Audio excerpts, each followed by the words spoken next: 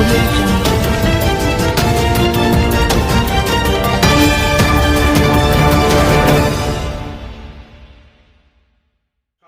मैं हूँ यथार्थ शर्मा।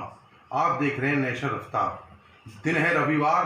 हम बात करेंगे गाजियाबाद की एक ऐसी शख्सियत की जिन्होंने गाजियाबाद को जिले से हॉट सिटी बनते हुए देखा, जिन्होंने गाजियाबाद को औद्योगिक नगरी से शैक्षिक नगरी से बनते हुए देखा। हम बात कर रहे हैं श्री पंचदशनाम जूना अखाड़े के राष्ट्रीय प्रवक्ता एवं श्री दुधेश्वरनाथ मंदिर के महंत श्री नारायण गिरि जी की। विभिन्न मुद्दों को लेकर नेशनल रफ्तार ने उनसे बातचीत की। पेश है कुछ अंश। मैं यथार्थ शर्मा, नेशनल रफ्तार से। आज हम महंत नारायण गिरि के साथ हैं, जो श्री पंचदशनाम जूना अखाड़े के राष्ट्रीय प्रवक्ता हैं। इसके साथ साथ एक बड़ी पीठ है, सिद्ध पीठ श्री दुधेश्वरनाथ मंदिर, इसके महंत भी हैं। और महंत नारायण गिरि जी एक लंबे समय से पाल घर में संतों की हत्या को लेकर भी आवाज़ बुलंद कर रहे हैं। साथ ही लॉकडाउन को लेकर भी उनके मन में क्या विचार हैं, इसको लेकर हम बात कर रहे हैं। और हम बात करते हैं श्री महंत नारायण गिरि से। गुरु जी प्रणाम। गुरु जी, इस समय आप देख रहे हैं कि लॉकडाउन से लेकर अब तक बड़े मंदिरों से लेकर छोटे मंदिरों के कपाट बंद हैं, और क्या मंदिरों के कपाट बंद रखना उचित है या इसमें क्या समस्याएं मंदिरों में आ रही हैं, उसके बारे में थोड़ा विस्तार से बताइए। 3 महीने के आसपास जो है मंदिर पूरे बंद है, और हमारे सभी मंदिरों में जो है बहुत जगह कर्मचारी वगैरह भी मंदिर में है, बहुत सारे जो है। तो जैसे सरकार ने जो है विशेष रूप से सरकार ने जैसे बहुत से शराब खाने खोल दिए हैं और बहुत सी चीज़ों को खुला किया है, तो हमारा भी है कि ये मंदिरों को भी खोलना चाहिए। और विशेष रूप से ये जो साल है 2020 जो है, ये हम लोग सबका जीवन बचाने का है कि जीवन में बहुत लोग कमा लेंगे, बहुत लोग खा लेंगे, परंतु ऐसा है कि बहुत पहले लोग जो है सीमित साधन में, उस सीमित साधन में भी हम लोग रह सकते हैं, ऐसी कोई बात नहीं है। हमारे पास में जो भी चीज़ें हैं उनको ही हम लोग जो हो सकता है कि जीवन में बहुत सारी चीज़ें हैं। अभी देखिए कि जब से लॉकडाउन लगा है 3 महीने से मैं उबला हुआ खाना खाता हूँ। उबला नमक मिर्च वगैरह कोई ज़रूरत नहीं, अपने स्वाद बदल के देखें तो उबला हुआ में बड़ा स्वाद आता है एकदम, ऐसी कोई बात नहीं है ना जी। और कहीं थोड़ा बहुत दाल है तो दाल ही उबाल के वो खा लिया, उसमें थोड़ा नमक डाल दिया और कोई मसाले वसाले की ज़रूरत नहीं है, स्वाद उसमें बहुत अच्छा है, थोड़ा नींबू डाल दिया तो और टेस्ट आ जाता है। तो ऐसे बहुत सारी चीज़ें हैं जो मैंने अपने आप को उसको अनुभव किया। तो ऐसे ही हमारे यहाँ मंदिर में जैसे 50 के करीब जो है लोग रह रहे हैं अभी, और हमारा करीब 35 कर्मचारी थे, तो उनको सबको तनख्वाह वगैरह देना हो तो सबको हम लोग कर ही रहे हैं। परंतु इसमें आने वाले समय में धीरे धीरे जो है वो परिस्थितियाँ ऐसी आ रही है कि भाई मंदिर को जो अगर खोलने का समय नहीं देगा तो फिर विशेष रूप से सरकार को कुछ जो मंदिर है उनको भी आर्थिक पैकेज देना चाहिए। जैसे कि अभी कुछ विषय आया, किससे कुछ नेता लोगों ने बोला कि भाई मंदिरों का जो सोना है वो दान देना चाहिए। पूरे भारत में जो मंदिर है वो करीब 10 लाख के आसपास है पूरे भारत में, और जो धनवान मंदिर है 111 मंदिर है, टोटल 111 मंदिर है। और जो बाकी जो मंदिर लाखों जो मंदिर है उसमें जो है ऐसा व्यवस्था भी नहीं है कि वो भोजन की पूरा व्यवस्था भी हो, कि बहुत से संत लोग जो है गांव से भिक्षा करके वो अनाज ला के भोजन करते हैं, वहाँ पर एक पैसा भी चढ़ावा नहीं है। तो ऐसे 10 लाख मंदिर है, तो उसके तरफ भी विशेष रूप से सभी पार्टियों को ये इस बात का भी ध्यान रखना चाहिए कि भाई वो मंदिर जो है भारत में करीब 10 लाख मंदिर है, और जो है 100 मंदिरों के अंदर वो सोना वगैरह है, तो वो भी भगवान का श्रृंगार है, पूजा का सामान है, और वो जो है उनका सजाने का सामान है। तो वो कोई भी ये विषय ऐसा नहीं है कि भाई वो जो है किसी को दिया जाए, क्यों वो पहले समय से राजा महाराजाओं ने वो दान किया है, और हमारे ऐसा धर्मशास्त्रों में बोला जाता है कि जो दान की हुई वस्तु है वो वापस नहीं ली जाए जी। पाल घर का मुद्दा, जहाँ संतों की निरी हत्या की गई, इस मामले को लेकर आप लगातार आवाज़ उठा रहे हैं, और आपका ये कहना है कि इस मामले में पूरी सियासत हो रही है। तो क्या सियासत जो चल रही है उससे संतों को न्याय मिलेगा? जरा इस बारे में थोड़ा आप बताइए। पालघर में हमारे 2 महात्माओं का और 1 वाहन चालक का, 3 लोगों का बहुत निर्मम तरीके से हत्या किया गया और बहुत बेरहमी से उनको मारा गया। तो हमने हमेशा से यही बोला था कि जो महाराष्ट्र शासन है, सरकार है, कि वो जो है सीबीआई के लिए रिकमेंड करे, सीबीआई के लिए सिफारिश करे, क्योंकि हम चाहते हैं कि सीबीआई जांच होने से दूध का दूध और पानी का पानी हो जाएगा।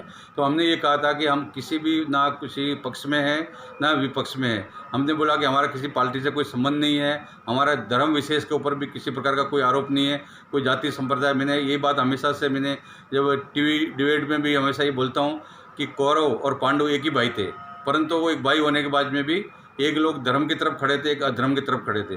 तो ऐसे ही हमारे यहाँ पर बहुत से जो विधर्मी लोग भी है, तो इसीलिए जो है वो ना जात की बात है, ना धर्म की बात है, ना संप्रदाय की बात है, ना पार्टी की बात है। हमें चाहिए कि न्याय, तो न्याय जो उच्च स्तरीय जांच होगा तभी न्याय में प्राप्त होगा।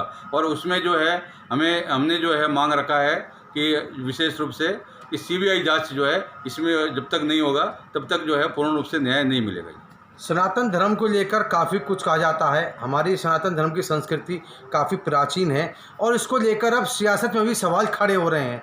थोड़ा इस बारे में आप बताइए। देखिए कि आप नेस्तर रफ्तार के आप प्रधान संपादक हैं, विशेष रूप से एक इंटरव्यू आप दुधेश्वर मंदिर में ले रहे हैं।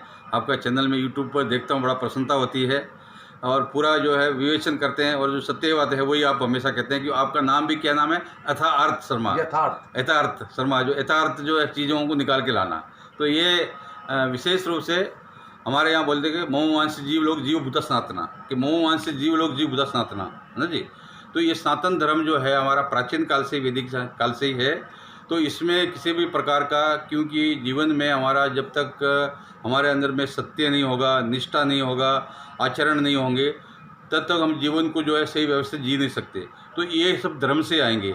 आपका देखिए, आपका विवाह संस्कार, मान लीजिए कि जन्म संस्कार से लेके मृत्यु संस्कार तक जितने भी हमारे ये जो 16 प्रकार के संस्कार है, वो सारे संस्कार संपन्न जो है वो धर्म से होते हैं। तो इसीलिए हम हर व्यक्ति धर्म से जुड़ा हुआ है। तो धर्म से पृथक कर नहीं सकते। कोई भी व्यक्ति को किसी न किसी वो धर्म से जुड़ा हुआ है, किसी न किसी संप्रदाय से जुड़ा हुआ है। तो इसीलिए हमारे जीवन में अनुशासन है, सत्यनिष्ठा है, व्यवहार है, समर्पण है और एक दूसरे के प्रति जो है संवेदना है, भावना है, समर्पण है। ये सारा चीज़ जो है एक तरह से हमारे आध्यात्मिक चेतना से और धर्म से आएगा। तो इसीलिए भगवान कृष्ण बोलते हैं कि मोहवांश जीव लोग जीव बुता सनातना।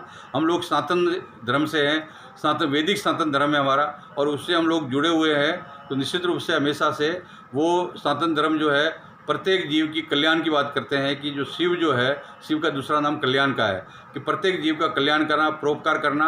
और ये कहते हैं कि अन्न का दाता सदा सुखी, वस्त्र का दाता कमलापति। तो परमात्मा ने जो है कि मनुष्यों को बनाया है इस पृथ्वी पर और ये बोला है कि विशेष रूप से कि किसी को कष्ट नहीं दो, सबको परोपकार करो, सबका उत्थान करो, सबको आशीर्वाद दो।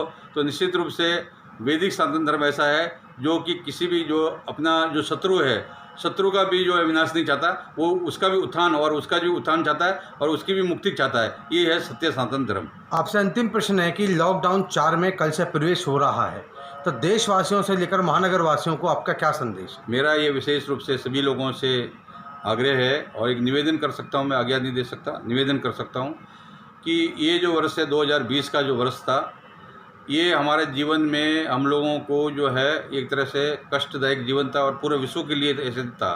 तो इस जो है इस वर्ष के लिए हमारा एक संदेश है कि अपने जीवन को बचाओ। आप अगर जीवित रहेंगे कि आपकी दृष्टि है तो सृष्टि है, आप सहमत हो गए तो जीवन खत्म हो गया। तो इसीलिए आप अपने आप को बचाना है। तो ये वर्ष जो है बचाने का है, इसको अपने आप को बचाइए। इसको अगर आप जिंदे रहेंगे तो कल अच्छे से कार्य कर सकते हैं, अच्छे से काम कर सकते हैं, अच्छे से परिवार व्यवस्थित करते हैं, हर चीज़ कर सकते हैं। अगर जिंदा रहेंगे और मर गए तो कुछ नहीं होगा। तो इसीलिए अभी ये जो बीमारी चल रही है, मारो बीमारी है ना जी, ये एक तरह से मारो है, ये महामारी नहीं, मैं इसको बोलता हूँ मारो बीमारी। ये मारो बीमारी है और इसमें जो है किसी भी व्यक्ति का बचना मुश्किल है। तो इसीलिए भाई 2 गज का दूरी बना के रखना है, अपना जो भी सिस्टम हो रहा है उसका फॉलो करना है और विशेष करके इसमें जो भी कम से कम साधनों में जो है अपना जो है जीवन को, अपने आप को जो है ये जो व्यवस्थित करके जितना भी जो है आपका बाहर का जो फ्रूट वगैरह है, जो खाना है बाहर के जो भी है, अपने घर में ही जो है जो भी है घर में जो है सीमित साधनों से अपने भोजन जो भी बनता है उसको खाएं। और ये नहीं है कि भाई 2 सब्जी बना लो, 4 सब्जी बना लो, उसमें टमाटर पड़ना ज़रूरी है, इसमें प्याज पड़ना ज़रूरी है, नहीं। सात्विक रूप से आप जो है दाल हो, सब्जी नहीं भी हो तो खाली दाल में भी भोजन कर सकते हैं। और विशेष रूप से जब हम लोग घर में होते हैं तो बहुत से आटा का भी सब्जी बना सकते हैं। राजस्थान में कई प्रकार आटा की सब्जी बना देते हैं। तो इस तरह से जो है हमको जीवन में सीमित साधनों में अपने को जीवन जीना है और ये वर्ष जो है अपने को जीवन को बचाना है। आप जीवित रहेंगे तो आगे जाकर बहुत कुछ कर सकते हैं। तो इसलिए इसमें विशेष रूप से जो ये अभी आपका लॉकडाउन जो भी आने वाला है, चौथा चरण में जाएगा, तो इसमें हो सकता है कि बहुत सी चीज़ों की छूट होगा, परंतु अपने को बहुत सावधानी रखना है कि व्यक्ति को मरना है कि अपने को बचना है। तो इस बात को मंत्र को लेकर चलना है कि अगर जीवित रहना है, जिंदा रहना है तो अपने जीवन को बचाइए और 2021 आपके लिए बहुत ही अच्छा होगा।